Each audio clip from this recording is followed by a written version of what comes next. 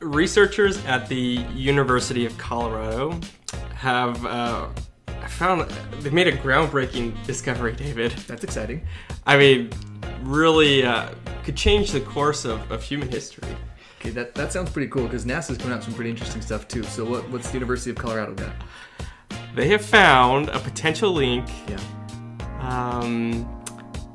A mind-controlling parasite found in cat feces may give people the courage they need to become entrepreneurs. We can totally eliminate fear with cat feces. David, the implications?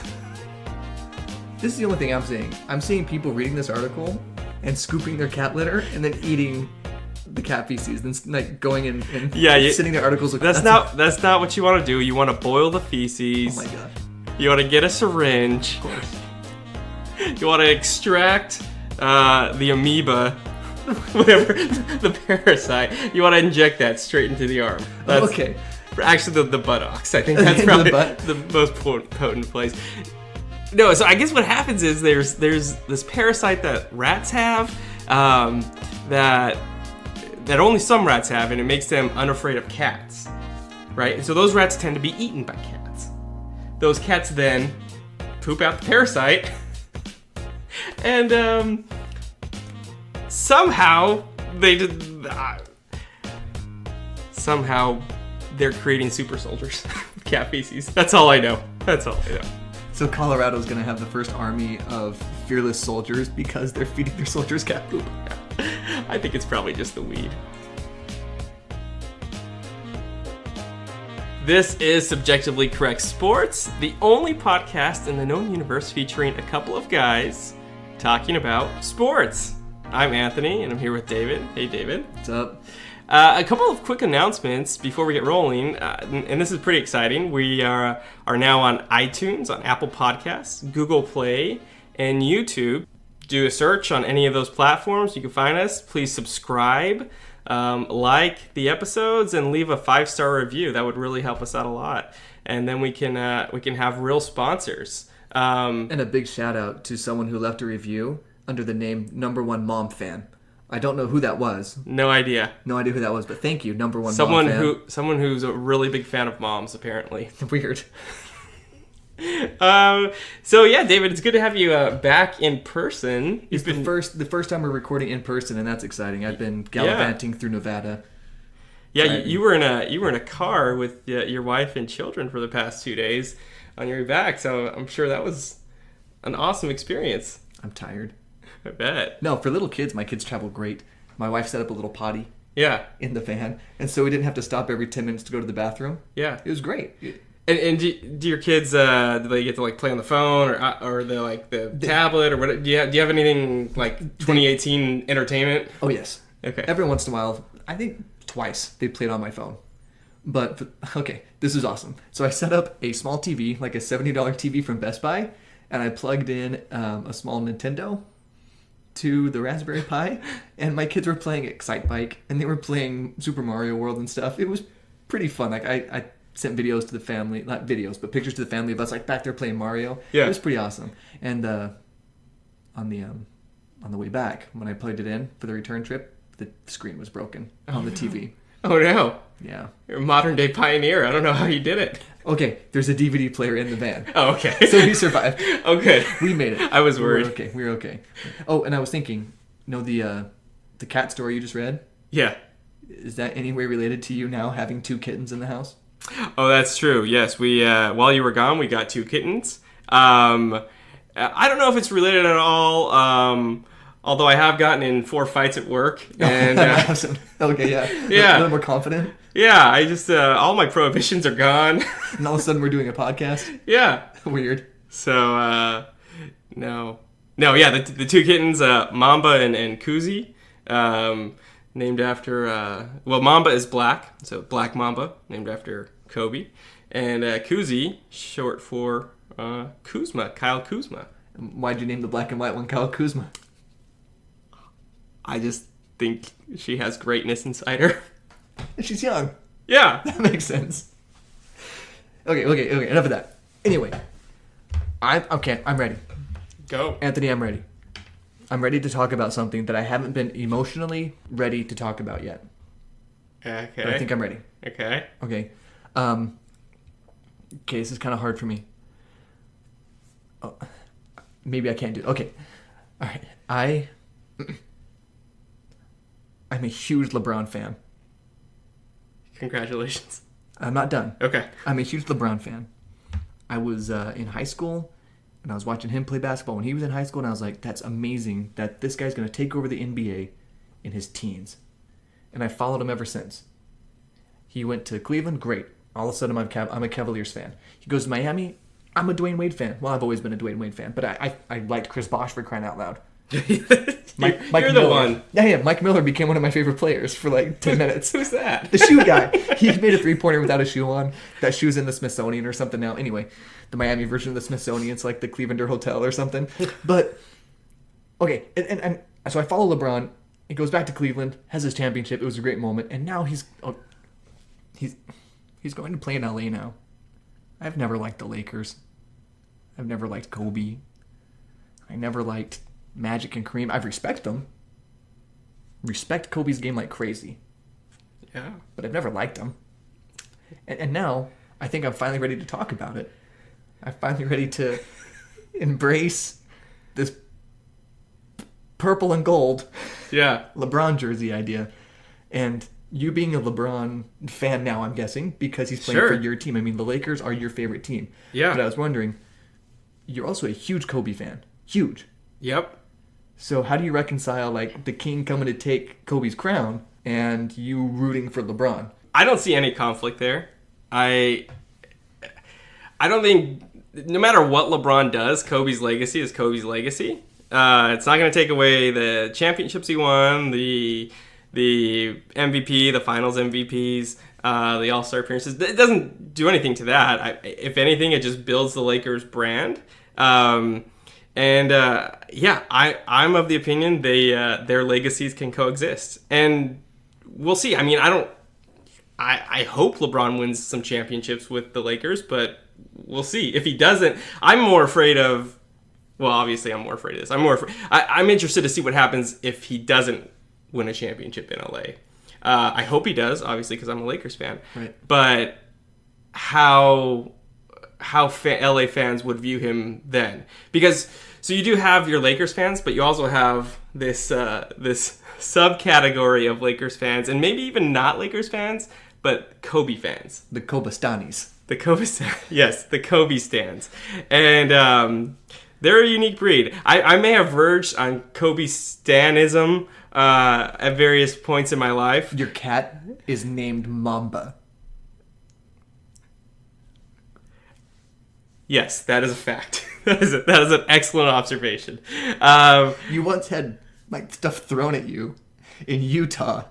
That's true. Because you were wearing Lakers gear at a Jazz game. Almost got into a fight at a Jazz game. That is true. Although apparently it's not hard to get in a fight with those fans. No. I think they're the only place in the NBA besides Boston where you can have a whiteout with everyone wearing dark colored jerseys in the crowd. I don't know what you're getting at there. So the Kobe stans, they just similar to your fandom for LeBron. Whoa.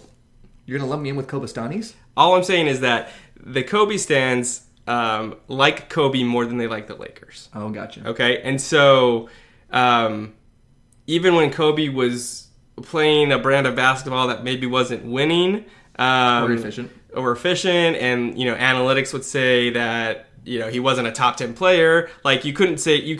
There's no argument you could have with a Kobe stan that was like a logical, like reasonable argument where you could like convince them that, hey, yeah, maybe Kobe's like past his prime and he's not efficient. Maybe he shouldn't be playing as much or playing at all. And so I'm not one of those. I appreciate Kobe's great years and his the killer instinct he had, the passion he had for the game. I think you should know this. It's called the Mamba mentality. The Mamba mentality. I love the Mamba mentality. I love Kobe face. One of my favorite things in NBA ever is when Matt Barnes pretended to throw a basketball at his face on an out-of-bounds play, and Kobe doesn't flinch. He doesn't move. No, he doesn't blink. Yeah. He just like he's rocking back and forth a little bit, staring at him like do something, Matt Barnes, do something. And then Matt Barnes like throws the ball like inches away from his nose. Like Kobe obviously felt the wind off his face, and Kobe doesn't react at all. Yeah.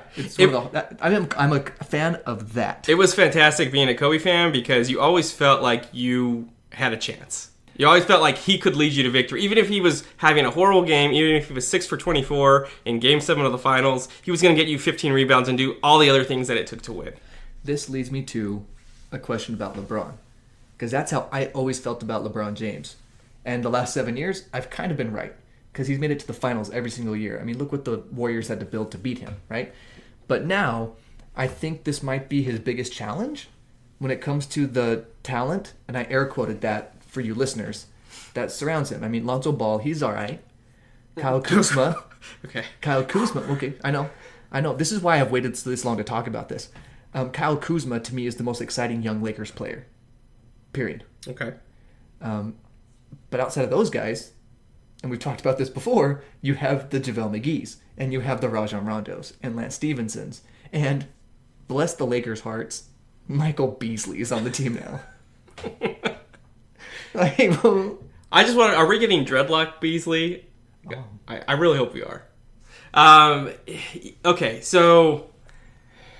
Yes, the Lakers' talent outside of LeBron James is young and old. So it's players who have not yet reached their prime and players who are objectively past their prime.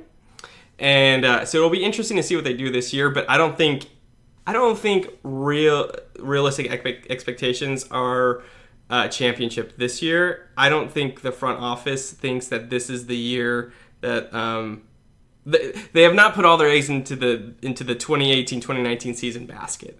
Right. Because all these signings have been one-year contracts. It's all to kind of wait until next year when there's more free agents available, more max. Basically, they're filling space. Mm-hmm. You know, and they're obviously going to make a play at Kawhi. They're going to make a play at other big-name free agents, except for Paul George now, who his feet are firmly planted in OKC now, and you know, bless him for that. Yeah. But we'll see when the first tornado comes through. Right? He's like, you mean the tornado that isn't named Russell Westbrook? Yeah. So this is my prediction. I don't like doing predictions, but until this changes, I'm going to stick with it. Like in baseball, I would use the same bat until I got out. Then I would switch bats. Senior year, I hit 469 doing that, by the way. Just thought I'd plug my batting average my senior year of high school, like it matters. Anyway. Wow. LeBron is Stat of the day. Yeah, there it is, the stat of the day. You're welcome. We'll have a sponsor for that next week. So, or not. But LeBron is going to take this team to the playoffs in a difficult Western Conference because LeBron James is that good. Mm-hmm. And every year we look at the mess he has around him and we say, oh, it's going to be rough this year. He makes it to the finals because he is one of the most intelligent basketball players we've ever seen. And he is one of the best basketball players we've ever seen put together. And if anyone can make this team of misfits gel and play decent basketball, it's LeBron James. And these young players that are with him, Kuzma and Ball, and who's the other one? Brandon Ingram. Josh Hart. You get those guys to learn from LeBron, and in 3 or 4 years, you add a couple of big names, the Lakers could be real serious in a few years. And that's, I think, what LeBron is thinking. He's thinking, I'm going to sign this contract for 4 years, build around me. Mm-hmm. Yeah, I agree with all of that. I think also what you have to look at is this team, without LeBron last year, was not that far away. They were about 10 games out of the playoffs, but they had about 10 games that they lost by like 5 points or less, that they just couldn't close it at the end. Backing up Lonzo Ball for long stretches, especially when he was out for 30 games, was Tyler Ennis. Sorry, who? Yeah, exactly. So now it's going to be Rajon Rondo, who granted is well past his prime, but he's a massive upgrade over what he had. Yeah. And that's with all these signings. Like, none of these players who have been signed, except maybe JaVale McGee, are really slotted to start. It's going to be an open competition from everything the Lakers have said, other than LeBron. But all of these signings, everyone's reacting to them like this is the starting five around LeBron's going to be Rajon Rondo, Lance Stevenson, Michael Beasley, and JaVale McGee. Please let that happen. Like, please. You'll never see that starting five. Please let that happen. It's going to be the promising young Lakers who did well enough last year to be, I think it was the 10 seed, right, in the Western Conference. And adding LeBron, plus another year experience, plus upgrading all of your backup players, I think that gets you in the playoffs for sure. So I think realistic expectations for Laker fans should be playoffs, and I think somewhere in the 4 to 6 range is kind of like where I see them ending up. I think LeBron's worth Tim games, and as a LeBron fan and not necessarily a Lakers fan, I want LeBron to go full Tim Duncan. I want him to take whole weeks off at a time. Like if they go do an East Coast road trip and they're like in New York and Atlanta and then they're in Boston and then they're in Miami, I just want him to stay at home. Yeah. Just let him, I just want him to play really long and play really great, even if it's for the Lakers. He can take a few days off here and there to repair all the vandalized murals around LA. Oh, Kobe-Stannies, calm yourselves, okay? Kobe isn't going anywhere. He's done playing. He's playing for the same team now. Gosh. So okay, keeping this LA-centric because Kobe-Stannies. that's what I like to do. Calm down. Let's talk about the Dodgers for a minute. By the way, what a great time to start a podcast, right? Yeah, dude. I was listening back to some of our pods. And I was like, we've talked about NBA contracts and NFL contracts for like an hour of our shows. and baseball and all-star games. And we didn't even talk about the most exciting home run derby in recent memory. I know. We're just dropping the ball left and right on that. By the way, Bryce Harper, Vegas strong. I love that guy. I love how the Chicago Cub fans were like trying to say that he cheated because he wasn't waiting for the home runs to land. Like, I don't know if that's the hill you want to die on. Go for it. Okay, so going back to the Dodgers had a really really exciting week. They traded for Manny Machado. They always loved Machado. Yeah, always loved him. Who's been the best offensive shortstop / third baseman for the past few years, and he's only 26 years old. Just turned 26, I think, a week or two ago. So they traded for him. He's filling in for injured Corey Seager and also filling in for injured Justin Turner, playing a mix of short and third base. So a really big boost for the Dodgers. Whether he stays long term or not, no one knows. He's under contract only through the rest of the year. Hopefully they get back to the World Series. Hopefully they win the World Series. And hopefully LA grows on him and they're able to make a decent offer and retain him. I think that'd be great. I don't know that that's likely. A lot of people say he wants to go to the Yankees. They've got the money. And they're also a really promising team. So who knows where he ends up. So my question is, when Turner comes back, when Seager comes back, what is their infield going to look like? Well, Seager's not coming back this season. Seager's out for the rest of the season. Right. So assuming Machado re-signs with the Dodgers, the infield would probably look something like Seager maybe sliding over to third, Machado staying at short. I think it's a conversation you have with them, and if Machado really wants to play short, you kind of have to defer to the better player. Yeah, you really do. And Seager's coming off of Tommy John. I don't really know how that affects an infield player as much as a pitcher. I assume his arm will still be strong enough to make throws from third. There's the option of moving him to second base, but I just don't know. I don't know enough about that. I think Turner could slide over to first base. You could move Bellinger to center field, which he plays a lot of. So they have options. The great thing about the Dodgers' current lineup and the lineup they've had for the past few years is that they have players who play multiple positions. Yeah, you never know on a nightly basis. Like I remember when we were watching a lot of Dodgers baseball last season, you and I was blown away at how different their lineup was each day. Like not just like the position, like the batting order, but where guys were playing. Yeah, and that always surprised me. And if they like solidify their lineup with a legitimate young superstar with Manny Machado. I mean, the Dodgers could have won the World Series last year. Just ran out of good mojo, right? Yeah. Just ran out of that good juju at the end there. So speaking of players who play multiple positions, guess what I did for like 5 hours yesterday? I can't imagine. I watched 16 innings of baseball. Oh, gosh. The Dodgers and the Phillies played a super long baseball game. Part of it was because of a rain delay. But they played 16 innings. Yeah, the rain didn't make them play 16 innings. The Dodgers ended up losing, but here's how Kike Hernandez. He's one of these players. He plays the outfield. He can play basically any position in the infield. He can catch if he had to. But the craziest thing, the greatest thing that he did last night was he came in for an inning of relief. So in the 16th inning, he came in. He actually got the first batter to fly out. He then walked the next two and then gave up a game-winning home run. Walk-off home run. Walk-off. And in doing so, quoting the great Tim Kirchin. Legend. National treasure. Kike went 0 for 7 and got the loss. Outfielder Casper Wells did the same in 2013. Oh, Casper. And on July 4th, 1905, back. Cy Young went 0 for 8 and got the loss. He pitched 20 innings that day. Cy Young, overrated. Yeah, so whenever you're in the conversation with Cy Young, you're doing something right. Let's start talking. I don't know if you've noticed this, but there seems to be like a lot of position players pitching this year.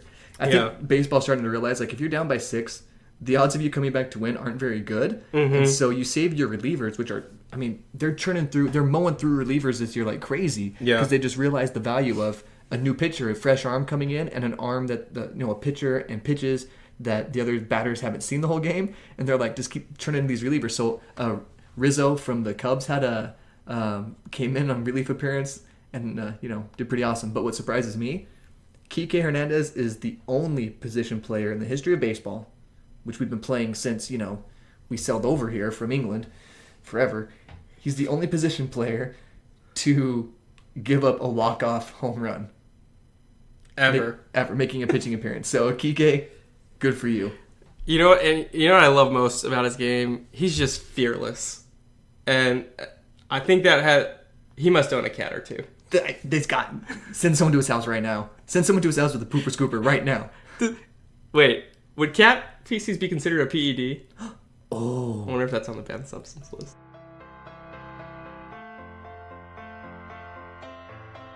Summers are short. Summers are short. Okay, yeah. Well, I'm a teacher, so I think that's why. Summers are too short. But football is coming up soon. Like, I saw a countdown. I was told the number by a TV or a Twitter feed or something, and then I forgot the number, but it's so many days till football. And it was a lot smaller than I thought it was. So football's coming, and that's crazy. And I'm excited for the football season to come, so that way we don't have to talk baseball and basketball contracts on our podcast for 2 hours every week. We can actually talk about games, that matter. You know what, my 5-year-old, Michael, I think he was born in California, but we moved out here when he was about 6 months old. Mikey Snack. Yeah, and I think the Texas is really getting to him, because for the past month or so, about once a week, he'll walk up to me and say, "Dad, is football on yet?" Nice. So he's super excited for the season. He's probably saying that with like some Pringles under his arm, right? He's carrying the cat around doing the Heisman. I love Mikey Snack. But I'm excited about football this year. I'm a huge 49ers fan. We have the handsomest quarterback in football. What? Jimmy G. Handsomest quarterback in football. Is he the best? No. It's Aaron Rodgers, who is 1A on most attractive quarterbacks in the NFL. I'd love to hear your top 10 top 10 most attractive quarterbacks in the NFL. Thank you. Okay. 1, Jimmy Garoppolo. 1A, Aaron Rodgers. 3, because you got to go 1, 1A, and 3, right? Okay. Tom Brady, I guess. 4, Russell Wilson. I think Tom Brady, because of things going on around him besides his looks, is just, anyway. It's like everything about Tom Brady but his hair. Yeah, dude, Tom. Yeah. Just, your wife is a supermodel. She should know hair, right? Yeah. I didn't think we would be discussing this, but I'm glad we are. Yeah, me too. 5, Russell Wilson. Okay. 6, Deshaun Watson. Okay. 7, the backup for the Patriots now? I forgot his name. I don't think they have a backup. Google it. Okay. Google it. Okay, where was I? 7? Sure. 7, Andrew Luck, because neckbeards are in. No one knows what he really looks like underneath. Yeah, I don't need that neckbeard. You went to school with him at Stanford, right? We were there at the same time, yeah. Dude, you gotta say, I went to school with You got to say that. I went to school with Andrew Locke. Nice. So when you saw him on campus and he ate at the eatery with him and stuff, did he have the neck beard or is that like a recent thing? No, he was born with a neck beard. So it was like cut the umbilical, shave the neck beard. That's right. What else wrong with the neck beard? I can't do it. I do pretty good Bill Belichick though. You want to hear that? Yeah, let's hear your Bill Belichick. Okay, I gotta get close to the microphone for my Bill Belichick. You ready? Yep. That's pretty good, I've been told. Okay. On to Cincinnati. How about that? I was going to make the highlight reel. Good job, David. Wow. What were we talking about? Most attractive quarterbacks. Where were we? 8. 9. Deshaun Watson. I think he was 6. 9. No, he wasn't. You already said him. No, I didn't. Yes, you did. Okay. New Orleans backup. How is Carson Wentz not on this list yet? Have you seen Carson Wentz? I guess we just have different Not tastes. my type. Yes. This is subjectively correct. Okay. This is definitely a subjective list. Where was I? 9? 9. Backup quarterback for the New Orleans Saints, Taysom Hill. Or 10. I ran out of quarterbacks I know. Baker Mayfield. Sure. Okay. Anyway, back to the number 1 on the list, Jimmy Garoppolo. Okay. So I'm a Niners fan. I'm excited to have Jimmy Garoppolo playing for the 49ers because he's a young quarterback that could grow into something more. Yeah, and he's shown some promise so far. Yeah, I mean, it's been all right. And what I'm most excited about, though, is the combination of Kyle Shanahan, brilliant offensive mind. He's the head coach? Yeah. Okay. And the offensive coordinator, calling the plays and everything. That, and combining that with Jimmy Garoppolo, a young, healthy, smart quarterback who played under Tom Brady for years. Right? I mean, there is so much to be excited about in San Francisco, but that's the biggest thing to be excited about. And he carries on the Patriot tradition of no off-the-field distractions, right? Yeah. All about football. Yeah, no days off. Yeah. No days off. Mm. Anyway, so I'm excited about that. Because what's interesting, so you know that drop-off that Matt Ryan had where he was playing like MVP levels? Should have winning Super Bowls? Oh. Yeah. Oh. 28-3. Oh. So should be winning Super Bowls. And then he had a huge drop-off the next year. Kyle Shanahan left. And then all of a sudden, Jimmy Garoppolo looks pretty good with a bad 49ers offense. Yeah. Kyle Shanahan and the way he can play call for his quarterbacks makes a huge difference. So I'm excited to see Kyle Shanahan paired with a young, talented quarterback who he can develop and groom into his system. I'm very excited for that. Yeah, football's among American sports like one of the few where a coach really, really makes a difference. Yeah. You know, you have a stacked NBA team. You or I could coach the Warriors to the NBA championship, right? Oh, it just doesn't matter. Baseball. Yeah. It could be like Weekend at Bernie's. Yeah. I don't know why I giggled so much at that, but just I had an image in my head of Luke Walton on the sideline. Coaching the Warriors. Yeah. Like every once in a while, he just raised his hand up in the air with like JaVale McGee pulling a string to raise his arm up. I'm doing that. Yeah, David's mimicking Weekend at Bernie's. Anyway. Okay. So, but yeah, baseball, the manager, I mean, not really doing a whole lot. Sometimes there's some in-game decisions you have to make, but really the manager is generally not going to cost you the game unless he's like leaving in a pitcher who obviously should be gamed. Proof of this, Buck Showalter once walked Barry Bonds in the 9th inning with 2 outs and the bases loaded. Walked him intentionally to walk in a run. Yeah. But I mean, everyone was afraid of Barry Bonds back then. Yeah. Hockey, no one knows what happens in hockey or why players are constantly running off and on the ice. I'm not even going to talk about it. Can we stop that with the hockey, by the way? Like, make some sense of what you're doing. Yeah. Like in basketball, a guy goes to the thing, the guy waves him on, we all know what's happening. Wait for a dead ball. Yeah. I watched one time in hockey, a guy just like came out of the penalty box or like had a line change and he came out and he was behind everybody that passed the puck and he scored. I was like, why don't they do that every time? Yeah. Someone explain that to me. Or don't, because no one in this room can explain that to you. Sorry. I think you're right. But football, you get a new coach, you get a new offensive scheme. It seems like a coach really can shape the football team and have a significant impact on the success or failure of the team. Yeah. Absolutely. And that's why I'm so excited about this 49ers season. It's not so much about Jimmy Garoppolo. It's about Kyle Shanahan being paired with a quarterback like Jimmy Garoppolo who he can grow into a good quarterback. Because, I mean, I think the only quarterbacks in the NFL right now who, regardless of system, would be super successful are Tom Brady and Aaron Rodgers, and not particularly in that order. Because Aaron Rodgers has offensive mind, like the offensive coordinator and stuff, Mark McCarthy and whoever else is there doing coaching for the Packers offensive side of the ball. They have a hard time like coming up with plays where that are easy completions. A lot of times you're watching the Patriots, you're watching other teams, you're watching the Kyle Shanahan teams. Who's the guy with the awesome mustache for the Chiefs? I can't believe I forgot his name. Andy Reid? Andy Reid. He's one of my favorites. How did I forget that? Yeah. Andy Reid's the fantastic. Teddy bear Andy Reid. That's right. I like him. Anyway, he's super good at calling plays to get guys open. Okay? Aaron Rodgers... Not so good at clock management. Yeah. I didn't say he was my favorite coach. Yeah. I just said he was good at calling plays. Okay. But play design and play calling is something that some coaches are good at and others are really terrible at. And I think that makes a huge difference in the NFL, more than other coaches like we were talking about. Yeah. So. Yeah, and I listen to a lot of LA sports radio, so I can't imagine why. Yeah. Again, his cat is named Mamba. His other cat is named Koozie. Yeah.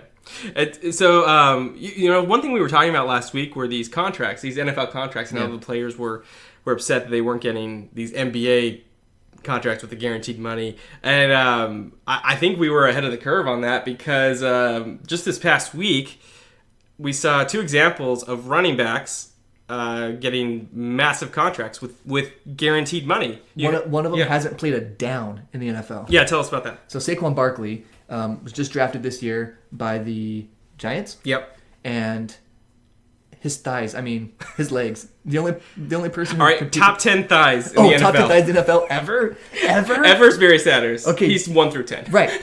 I think so. Let's do this. Let's do Barry Sanders 1 through 8. Okay. Okay. The Fridge 9. Okay. And Dick Butkus 10. Because with a name like Butkus, you have to have great legs, right? Yes, obviously. That's clear. But 11's probably Saquon Barkley. Oh, yeah. Yeah, you're probably right. But he has to prove himself, right? Yeah. He looks so like... So hasn't played a down of professional football, and he's getting $30 million guaranteed. Guaranteed. And that shocked me because just the previous week we were talking about these contracts, how these NFL players have a really bad deal when it comes to that because a little injury happens or whatever. Yeah. And especially running backs. Yes, that's what I thought. So when I saw him and Todd Gurley's the other one who got a big contract, $60 million guaranteed over how many years? I think 4 years, $60 million with $45 million of that guaranteed. Okay, so we have a $45 million guaranteed contract, right? $45 million guaranteed contract for Gurley, $30 million guaranteed for a running back who hasn't played a down. And that just kind of blew my mind. It's almost like they were listening to the pod. Yeah. So it's the only thing that makes sense. Yeah, and I think our podcast analytics will show that of our thousands and thousands of listeners. They're among them. Yeah, they're all NFL execs. Yeah, so they know where to come for the goods. That's right. So yeah, I'm excited for football. It's not my favorite sport, but it always I don't really look forward to it when it's not here, but it's like when it's on, it's super exciting. And so looking forward to it. Looking forward to discussing the upcoming season with you, David, and seeing how awesome Tom Brady does this year. Jimmy Garoppolo is handsome. Okay. Awesome. Like really handsome. We've talked about Barry Bonds a little bit, right? Yep. I'm a huge Barry Bonds fan. I'm a big believer in Barry Bonds. Not that he existed. There's a lot of video and photographic evidence that Barry Bonds as an individual existed for. Right. But I believe that he is one of the best baseball players ever. Not of his era, but ever. Okay. And Ryan Spader. Not the Ryan Spader. Yes, Ryan M. Spader at the Ace of Spader on Twitter sent this little gem out. And this just really helped me solidify my position on Barry Bonds as being one of the best baseball players of all time, period. Okay? Barry Bonds hit a Major League record 762 home runs. More than anybody. 762. If all of his home runs were converted to strikeouts. Okay, so you take all 762 home runs, eliminate them, and treat all of them as if they were strikeouts statistically. He would still have a higher on-base percentage and a lower strikeout rate than Willie Stargell, Reggie Jackson, Mike Schmidt, Sammy Sosa, and Alex Rodriguez. And we consider all of those players great players. I mean, Mr. October. Yeah. Mr. October. So if you take all 762 of Barry Bonds' most valuable hits in his career and turn them into the least valuable hits, strikeouts, he's still better than all of those guys. And guess what? He's not in the Hall of Fame. Why not? Weird. His OPS. Yeah. The last year he played, he was like 95 years old or something. I don't know. But it was to the point where like his head was like too big to like balance on his body. But anyway, his OPS was in like the 1400s. His last year in the league. Yeah. That means he was really good. That means for every time he got up to bat, he was worth 1.4 bases. Yeah. Which is insane. I mean, hitting the ball, he was worth 1.4 bases per at bat. Right? There are two players in the majors right now who have higher OPSs than that currently. And they're Mike Trout and Mookie Betts, two of the best young players we've seen in baseball in a while. This Barry Bonds guy is insane. He had an on-base percentage one year of 609. On-base percentage. That means 61% of the time he got up to bat, he got on base. That's insane. Yeah, and the greatest thing probably about Barry Bonds is that, you know, he has all of these amazing stats, but he never really got a big head about it.